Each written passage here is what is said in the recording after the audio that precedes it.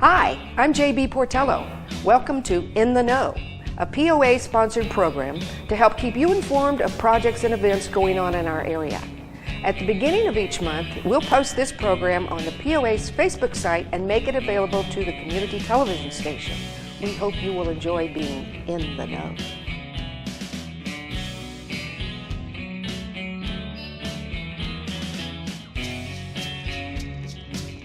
Guests for this segment include Tom Judson, our COO, and Jerry James, the new chef at the Bella Vista Bar and Grill. Hi, Tom. How are you today? Always good to see you. I'm doing just fine. We ready to share some information with our fellow Bella Vistans? Absolutely. All right. Love to. All right. Well, you have something new that I don't know about, so help me with this customer service survey. Tell us about that. So the Community Involvement Committee felt that they wanted to get input from our community regarding customer service, our recreational facilities, and so forth.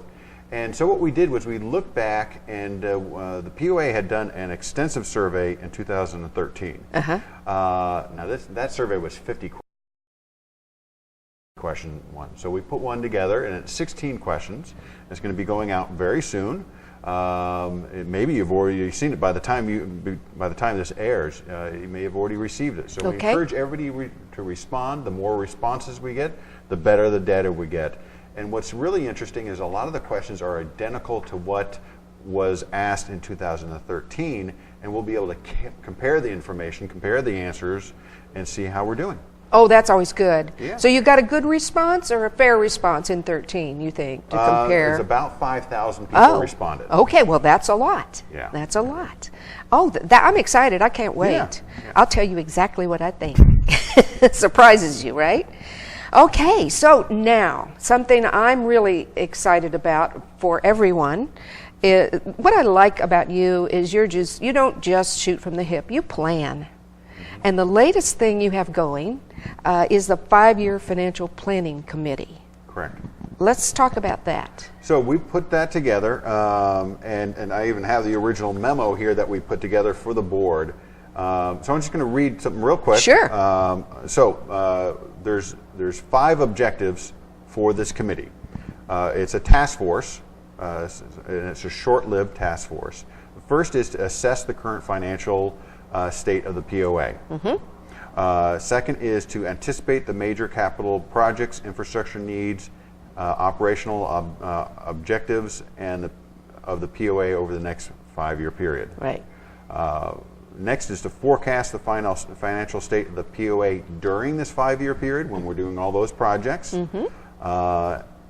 Next is to analyze all existing and possible new sources of revenue, expense saving, and external funding during this period we're going to do a lot of additional projects. We have to have additional funding. Right. And one of those may be an assessment increase. Right. That's not the only thing that we're going to look at. We're going to look at a lot of other things, but that may be one of the things. And then bring back to the board a formal recommendation by June 30th of this year. Okay. And I believe you've had your first meeting already. We had our first meeting earlier this week. It was very productive. It was more just getting everybody on the same page, what information we need, and so we've turned to Dwayne, our CFO, to generate a lot of reports. Yes, I'm sure. But it was very encouraging. We had about 10 people in attendance. Oh, so it's open. It's an open. Yeah, it's an open meeting. Good. And so I encourage people to attend. We'll post the information on when the next meeting is. We'll post that on our e-newsletter. Gotcha. Okay, so by the 30th of June, we'll have a final product. Correct. And these are recommendations. I understand. So the board has the ultimate authority to either accept or reject these recommendations. Okay. That sounds very promising. It really does. All right, so we have elections coming up, right? So the elections are coming up. I think we did a really good job. I think our marketing team did a fantastic job in getting the word out that we need a lot of candidates. So we have 9 qualified candidates. Qualified meaning they had to submit 50 signatures from property owners, and we've gone through and we've verified all those signatures. So they've all been qualified. Right. And so very exciting that we have 9 candidates. I don't think we've ever had more than 5 or 6. So it's pretty impressive. Yes. And so we have a couple things that we're doing. Is on March 20th at 6 p.m. At Reardon Hall, we're going to have a Meet the Candidates, where people will be able to come in and see all the candidates in front of them, and we're going to be asking, the election committee will ask them questions, and the candidates will have an opportunity to make statements about what their platform is and so forth. Okay. And we're going to stream that. We're going to live stream that. So if you can't make the meeting, you could actually attend at home. The next thing we're going to do is we're going to have a candidate profile that each candidate will fill out and will be available on our website. Okay. And then the last thing, and this is new for this, we've never done this before, is we're going to do 5-minute interviews where the candidate can make statements about, this is what I want to, I'm running because this is what I want to see us do in the next couple of years. Gotcha. That way, the election committee wants to provide our community, our property owners, with as much information as possible so they can make an informed decision. I think that's great, and it's really good for the candidates too, because they can express why, and I love that. That's a great idea. Now we have 4 seats available. Okay. So we have 3 seats are for 3 years. Okay. And one of the seats is a 1-year seat. To fill someone's term. Yeah, because one of our board members had to resign. Gotcha. The candidate that comes in 4th place will get the 1-year seat. Makes sense. Okay. Makes perfect sense. Absolutely. Yeah, good. Well, I can't wait to see what the new board's going to look like. Absolutely. All right. Now, the biggie, the one that everybody keeps wondering and hoping and are curious about, is the Valley Flooding Study. Correct. So we're getting close to those dates, right? We're getting very close. So we're going to release the study. We're going to have our meeting is going to take place. Our first meeting is going to take place on March 13th at 10 a.m. at Reardon Hall. The second meeting will take place on March 15th at 4 p.m. at Reardon Hall. Now we're going to release the study to the community on the 11th. Okay. So 48 hours in advance. And that will give people enough time to research it and to come up with questions, but not enough time that Facebook can go crazy with conspiracy theories. I gotcha. Well, and so if you need a little bit more time, you just come to the second meeting. Absolutely. Yeah. I've seen some drafts that it's very informative. There's going to be an executive summary in each section. We're going to give our community the executive summary and all the detail. It'll be well over 100 pages worth of information, but the executive summaries are going to be quite a bit shorter, and I've really been pushing the consultants to really make it using common English. Layman's terms. Yes. Understandable. I got you, because some of those documents is like, oh my goodness. So, especially something that technical. Absolutely. Yes, absolutely. All right. So, well, again, everybody's on pins and needles waiting for that. It'll be great to find out. Okay. Here's my favorite part of the show. What's the latest rumor, Tom? What's the latest? So I heard this one the other week. And I just scratched my head.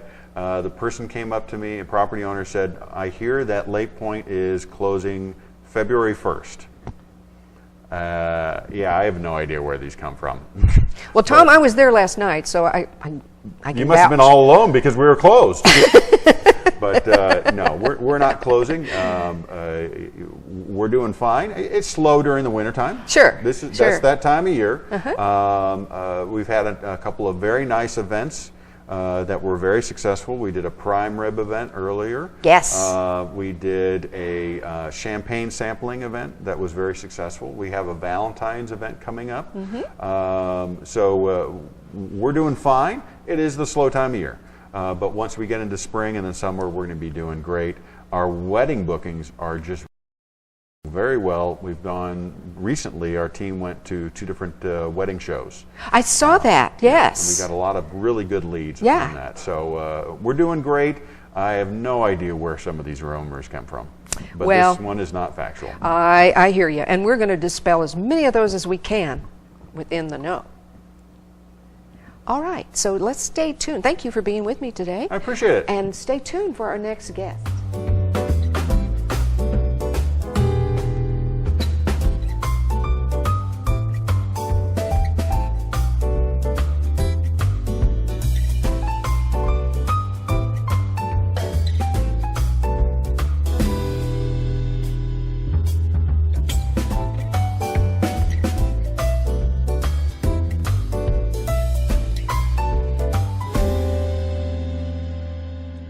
I'm very excited to introduce our next guest because he is the new chef at the Bella Vista Bar and Grill. Hey, Jerry, how are you? I'm great. I'm glad to be here. This is Chef Jerry James, and tell us about you and your background. How'd you get here? But I'm born and raised in Massachusetts. At 16, I moved to the Chicago area, finished up high school. Then I went on to the Culinary Institute in New Haven, Connecticut. 1 year there, and then the school moved because it was too small for or too big for the campus. It's now in Hyde Park, New York, and I was the first grade. Fantastic. Well, that explains why you don't have a Tennessee accent, for sure. Maybe a Chicago accent. You sound more Midwestern, absolutely. Well, I finished up college, and I didn't feel I was matured enough as an individual to go on and take. So I'm a military and Marine veteran. I was in the Marines for 4 years. Excellent. And when I got back from Vietnam and doing security for embassies and whatnot, I went back into cooking in Chicago, and I was there for 30 years. Wow. Wow. And I went to Tennessee for almost 10 years, and here I am in Arkansas. And we're so glad you are, for sure. Tell us a little bit about the Bella Vista Bar and Grill. What's going to happen here? Well, our kind of theme is fast casual. We want people to be able to get in and get out, especially at lunchtime. And the food itself is is more fun orientated as opposed to some of the wacky food combinations that are out there today. All the menu items are between $8 and $15, so it's very reasonably priced.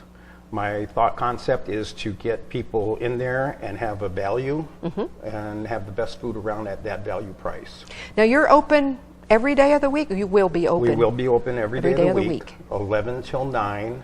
And then I believe Thursday, Fridays, and Saturdays it'll be till 10 o'clock at night. Okay. The bar will stay open as long as people are wanting to drink and spend money up to, of course, a reasonable time. Right, absolutely. So tell us, can you share any of your menu items with us at all? I am a old-fashioned chef. If we can make it from scratch, then we try to make it from scratch. Oh, that's perfect. You try to use local yes. sources as well. For example, we're going to do a beer cheese dip. We're going to serve it with soft pretzels, and we're going to use a local brew. And we're not sure which one yet, but we are going to create it that way. There's some good ones out there. Yes, and then we make all our dressings, we make our soups, we make our desserts. All our gravies and sauces are made from scratch. So in that aspect, we do save some money. Yeah. And making it from scratch, and variety of sandwiches. A pot roast nachos that's served over sweet potato fries. Oh man, I'm in on that with one. Traditional toppings, and Yeah. then we have what we call an Irish nachos that is served on potatoes as opposed to tortilla chips. I can't wait. That sounds fun. And burgers, of course. Of course, burgers. We're going to have a London broil sandwich, which is a steak that is sliced and put in a bun with some cheese and some Maju dipping sauce. Of course, a variety of burgers. I have one that's called the piggyback burger. It's a burger with shredded pork and bacon on top. Got to have that bacon. We snuck in a vegetarian burger for our vegetarian Good. Residents, and some soup, salad, and half sandwich combinations. We're calling it the pick 2 or pick 3. So you can have a half a sandwich, a side salad, and a cup of soup, or a combination of any 2 or 3.